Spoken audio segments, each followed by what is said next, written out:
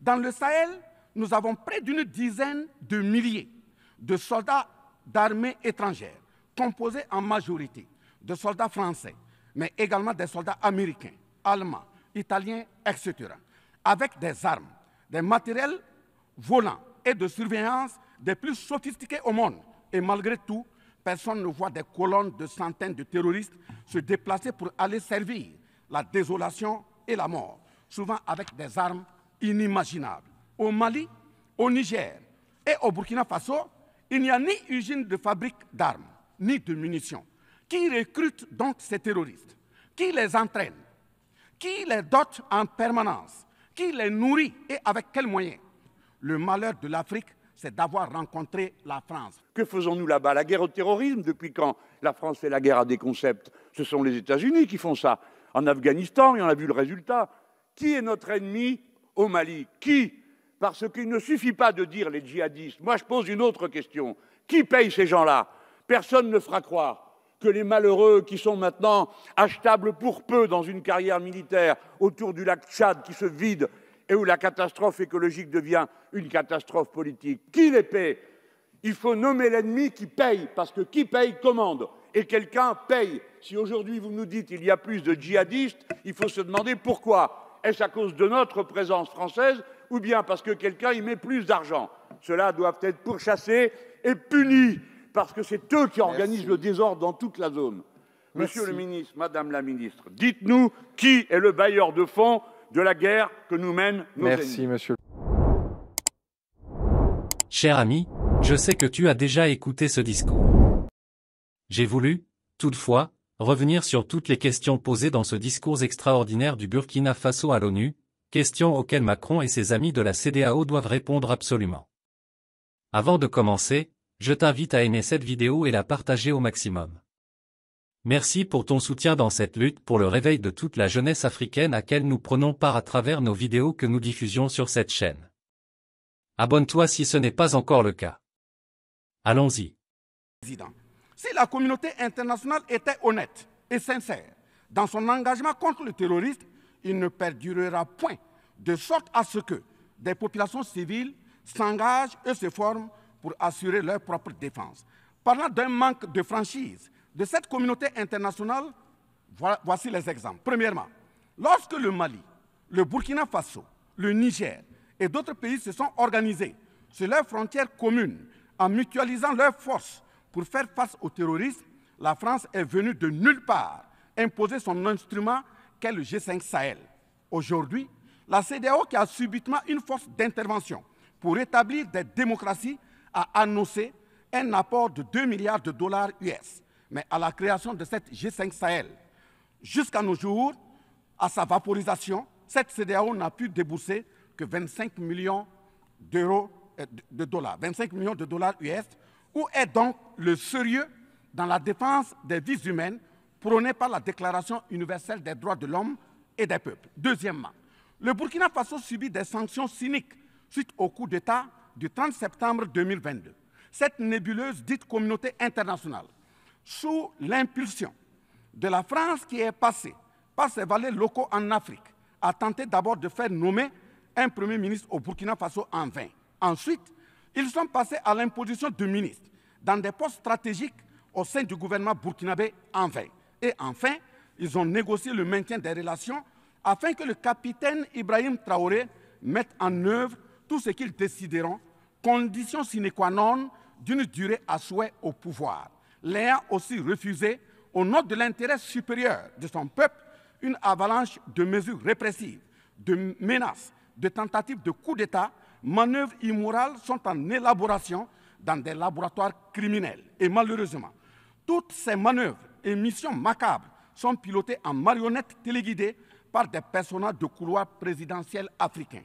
C'est ainsi que même cette fameuse initiative d'Accra, sans le Mali, n'a pas fait long feu. Troisièmement, en plus des coupures d'aide, d'annulation de conventions de formation de nos forces de défense et de sécurité, nous assistons au blocage de notre matériel militaire, commandé avec la sueur de nos compatriotes, toujours sous l'impulsion de la France.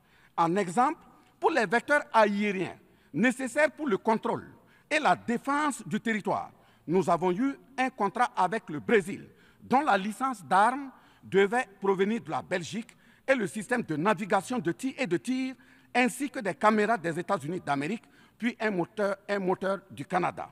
Ces moyens sont aujourd'hui fallacieusement et cyniquement bloqués. Vous parlez de défense des droits humains à cette tribune de l'ONU. Je vous invite donc à nous livrer incessamment nos armes pour la défense et la protection de nos populations meurtries. En tout état de cause, vous êtes solennellement saisis. Et si rien n'est fait, l'histoire vous tiendra responsable de non-assistance à personne en danger. Monsieur le Président, Monsieur le Secrétaire général, ce tableau peu reluisant de cette communauté internationale, caractérisée par la non-assistance à États en proie au terrorisme, l'hypocrisie internationale, la suprématie de quelques puissances au sein de l'ONU, la complicité au pillage de l'Afrique, etc., ne commande-t-il pas la traduction de cette communauté internationale devant la Cour pénale internationale? Si vous, les Occidentaux, vous aimez tant les Sahéliens pour y amener vos militaires, mourir au nom de la démocratie, de la liberté, des droits humains et de la paix, pourquoi tout le continent africain, qui compte 1,3 milliard d'habitants, dont le deuxième continent le plus peuplé, avec 30 415 873 km² et 54 États, n'a aucun siège permanent au sein du Conseil de sécurité avec un droit de veto? N'est-ce pas là, au-delà d'un crime d'État, un crime onusien? C'est fort de tout ce qui précède que, justement, Aimé Césaire, paix à son âme, disait, je cite, « L'Afrique est le seul continent au monde où les populations chantent et dansent et applaudissent pour ceux qui les appauvrissent, les affament et les torturent. Le malheur de l'Afrique, c'est d'avoir rencontré la France. » Monsieur le Président, ce qui vient d'être décrit sont les étiquettes profondément malheureuses d'une ONU aujourd'hui résumée qu'à sa portion de forme, car 1,2 milliard de personnes sont plongées dans la misère. 2 000 milliards de dollars US dans l'armement. 20 fois le budget de l'ONU dans le nucléaire. Sur les questions de développement, l'Afrique reçoit du FMI et de la Banque mondiale 34 milliards de dollars contre 160 milliards de dollars pour l'Occident. La paralysie du Conseil de sécurité de l'ONU, la paralysie de l'Organisation mondiale du commerce, la montée des tensions suite au repositionnement géostratégique. L'Organisation mondiale du commerce également encore bloquée. Le Fonds monétaire international, FMI et la Banque mondiale qui fonctionnent en véritable usurier.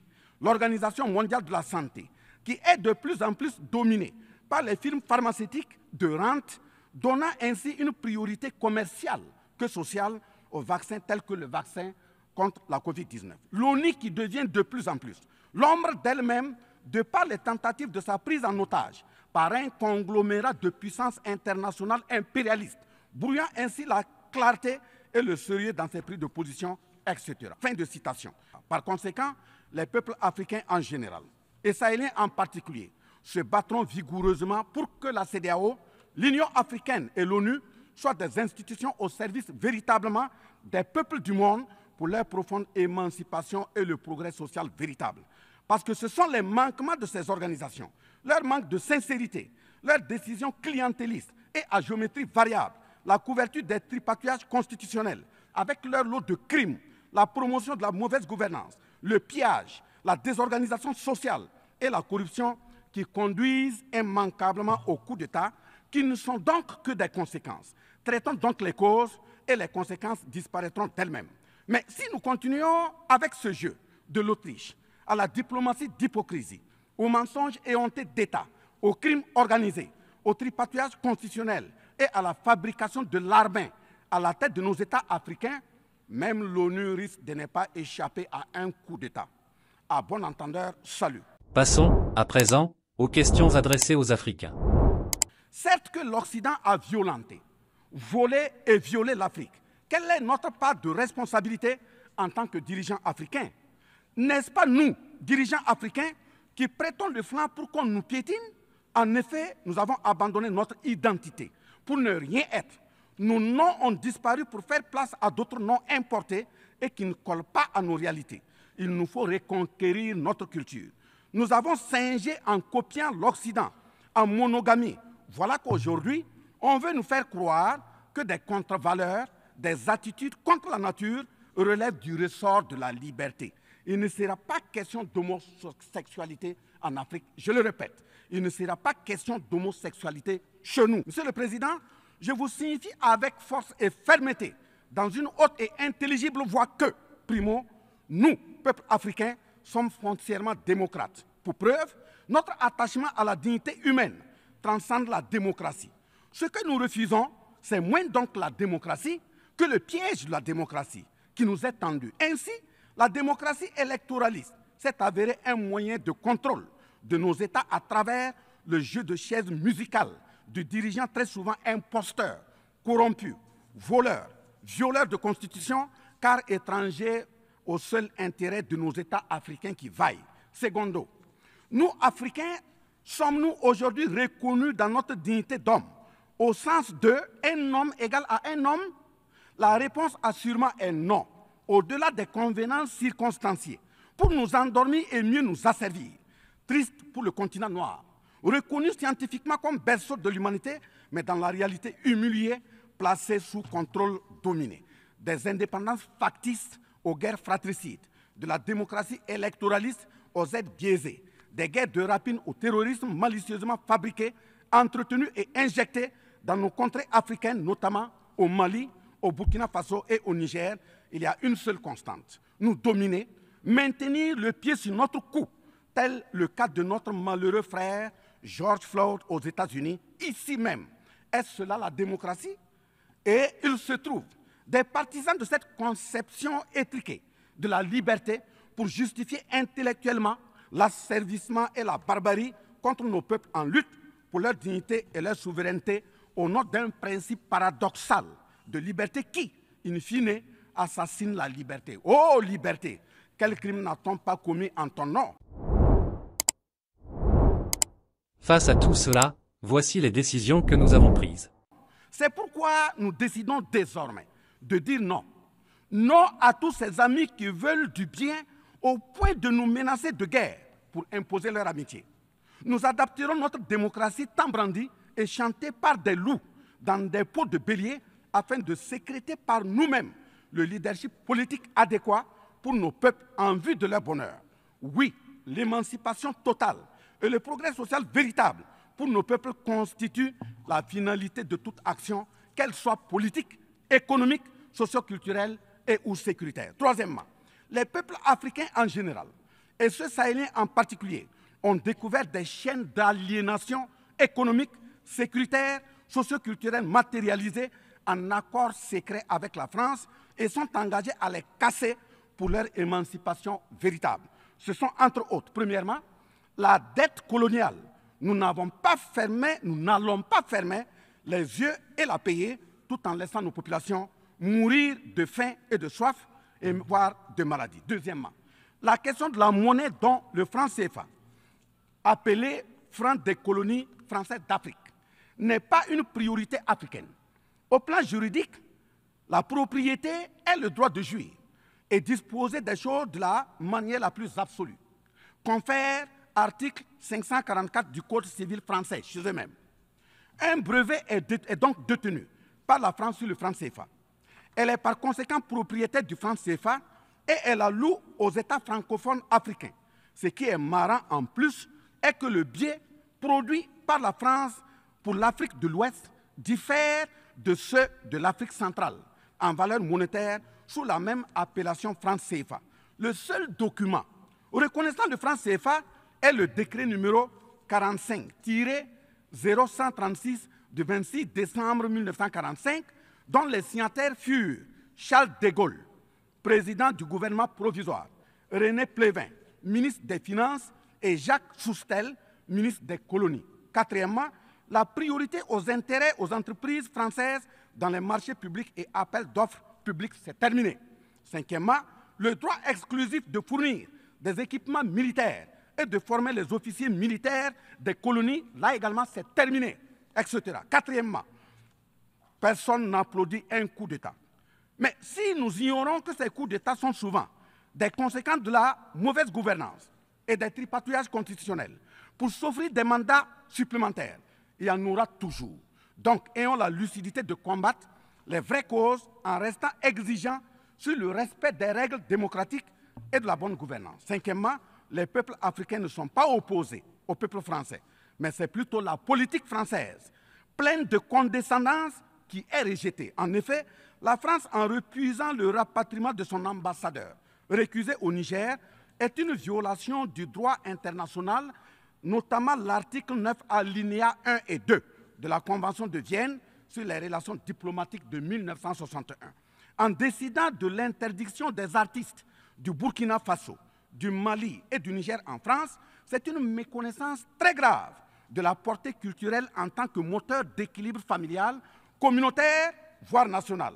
L'artiste est un médecin du psychique, même à distance. En déclarant qu'ils ne veulent pas de chômeurs, de migrants, de voleurs, etc. en France, nous en Afrique en général, et au Sahel en particulier, ce sont les producteurs de chômeurs et de voleurs via le pillage cynique de nos ressources que nous ne voulons pas.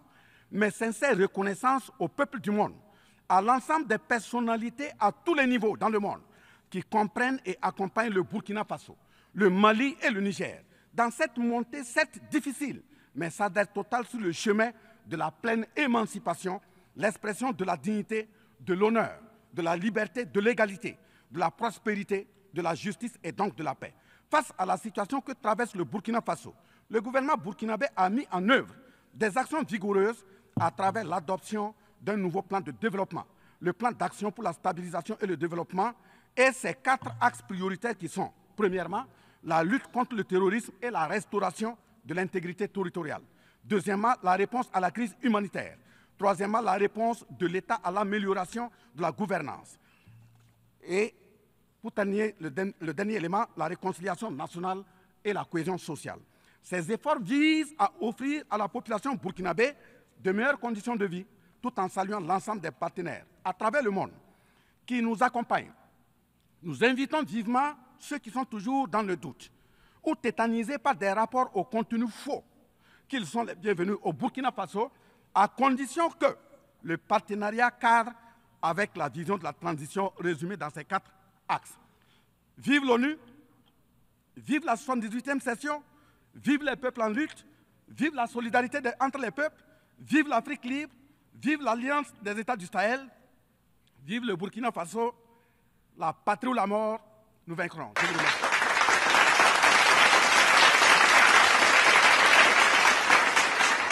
Cher ami, merci de me donner ton avis en commentaire. À très bientôt. Vive l'Afrique libre.